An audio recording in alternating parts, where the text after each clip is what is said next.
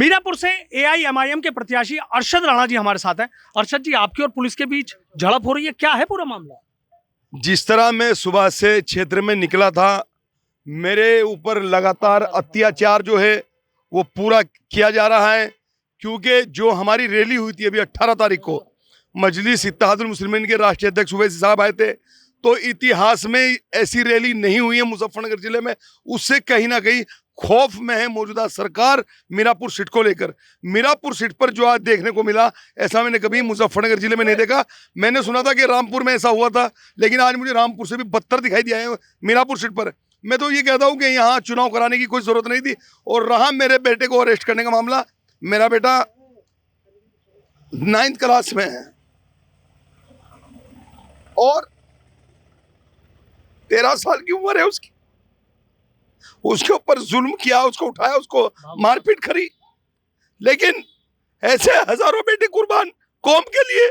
मैं कौम के लिए निकल चुका हूं और इंशाल्लाह पीछे नहीं हटूंगा, चाहे मुझे अपनी जान देनी पड़ जाए, क्योंकि मैंने अपनी जिंदगी में पीछे हटना नहीं सीखा। आपने देखा होगा साहब, मेरा जो टारगेट है, मैंने आज मजलिस का जो झंडा थमा है, मुझे चाहे कितना भी टॉर्चर कर ले। और आज मैं कहना चाहता हूँ आपके चैनल के माध्यम से कि आज पता चल गया कि बीजेपी की बी टीम कौन है।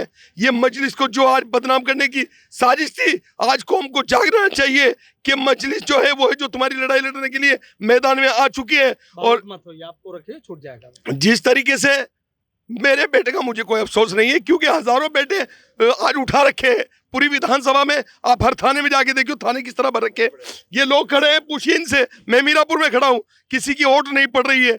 आप देखिए कितना परसेंटज वोट हुआ क्या था आपके बेटे के साथ? आप पुलिस से इलझ रहे थे? मैं कोई नहीं इल्जा, मैं सीधा, मेरे साथ मेरे जिलाध्यक्ष मौलाना इमरान कासमी और मैं दोनों ककरौली में, वहाँ हमें शिकायत मिली कि ऑर्डर नहीं डालने दिया जा रहा। मैं उस कॉलेज में अंदर जा गया। जैसे मैं अंदर गया, बेटा बाहर रुक गया। वहाँ पे बेटे को उस ड्राइवर ने फ़ोन किया, उसने फ़ोन उठाया कि तुम आगे आ जाओ। वो जिसे सड़क से जा रहा था, फ़ोन पे बात करता हुआ उससे, तो एकदम उसको रोक के उसके थप्पड़ मारे। उसने, जो पुलिस वाला वहाँ पे सिविल लाइन में मेरे ख्याल से उसकी ड्यूटी है, और एक डंडा मारा शायद मेरे ख्याल से, और कई थप्पड़ मारे उसके उस पर।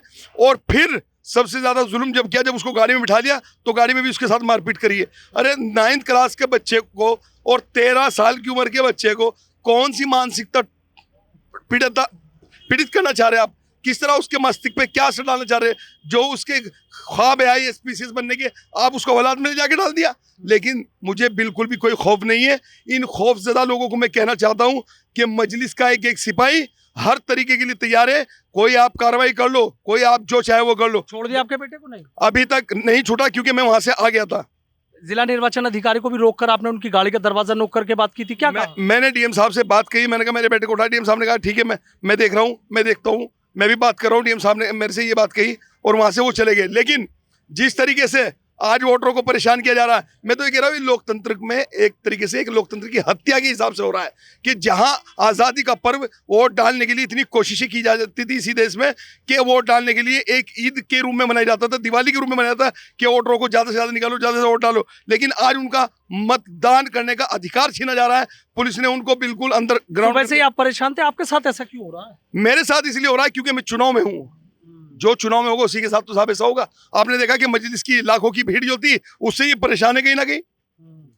और तो कोई मैदान में नहीं है, कोई आया प्रत्याशी, क्योंकि उन्हें जरूरत ही नहीं है, क्योंकि वो कहीं चुनाव में है ही नहीं। ठीक है, तो देखिए एआईएमआईएम के प्रत्याशी हैं अरशद राणा, किस तरीके से तमाम तरह के जो आरोप हैं वो लगा रहे हैं कि मतदाताओं को रोका जा रहा है, उनके बेटे को पीटा गया, जबरदस्ती उनके बेटे को पुलिस जीप में बैठाया गया, और जब इस बात पर किया गया तो उनसे अभद्रता भी की गई। सीधा कह रहे हैं कि कोई बात नहीं, चुनाव है, जिस तरीके से किया जा रहा है पब्लिक उसको देख रही है।